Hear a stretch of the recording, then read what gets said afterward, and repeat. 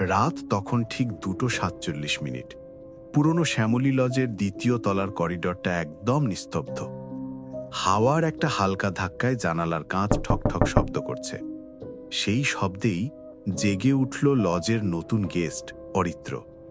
ঘড়ির টিকটিক শব্দ ছাড়া কিছুই শোনা যাচ্ছিল না, অথচ দরজার ওপাশে কেউ যেন ধীরে ধীরে হাঁটছে। রুম নম্বর 204-এর সেই পুরনো কাঠের দরজার নিচ দিয়ে দেখা যাচ্ছিল আলো, লালচে মৃদু আলো। অথচ ওই রুমে তো কেউ থাকেই না। লজের কেয়ারটেকার বলেছিল 204 ফাঁকা আছে স্যার, ওটা বন্ধ রাখাই ভালো। কিন্তু অরিত্র তেমন গুরুত্ব দেয়নি, ভেবেছিল পুরনো গল্প, কুসংস্কার। 2 দিন আগেও সব স্বাভাবিক ছিল। কাজের সূত্রে অরিত্র এসেছিল কলকাতার বাইরে এই ছোট্ট শহরে। অফিসের লোকেরা থাকছিল অন্য হোটেলে, কিন্তু এখানে ঘর পেয়েছিল একাই। প্রথম রাতে কিছুই হয়নি, কিন্তু দ্বিতীয় রাত থেকে শুরু হয় অদ্ভুত ব্যাপারগুলো। রাত নামলেই 204-এর দরজার ফাঁক দিয়ে আলো বের হতো, কেউ ফিসফিস করে কথা বলতো, যেন দুইজনের ঝগড়া। কিন্তু সকালে গিয়ে দেখা যেত ঘরটা তালাবন্ধ, মেঝেতে ধুলো জমে আছে, বাতাসে পচা গন্ধ।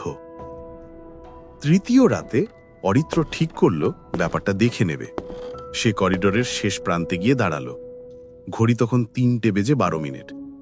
দরজার ভেতর থেকে শব্দ এলো, চেয়ার টানা, কারোর শ্বাস নেওয়ার শব্দ।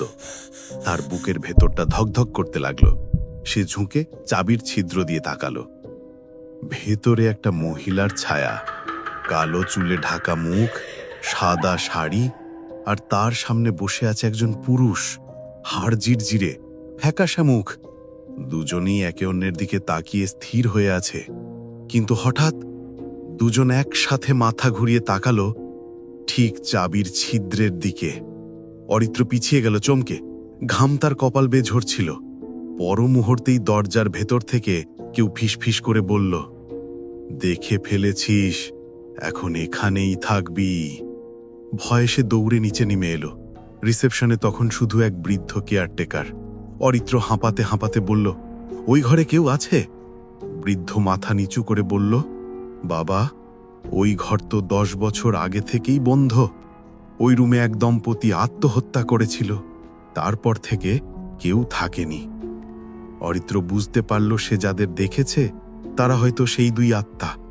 পরদিন সকালে সবাই মিলে গেল 204 নম্বর রুমের দরজায়, কিন্তু দরজা তখন খোলা, আর ভেতরে টেবিলের ওপর একটা রেজিস্টার রাখা। তাতে লেখা, গেস্ট নাম অরিত্র সেন, চেক ইন গত রাত 3টে, রুম নাম্বার 204।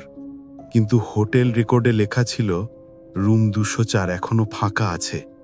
করিডোরে বাতাস বইছিল, জানালার কাঁচ আবার ঠকঠক করছিল, যেন কেউ এখনো জেগে আছে রুম নাম্বার 204-এ।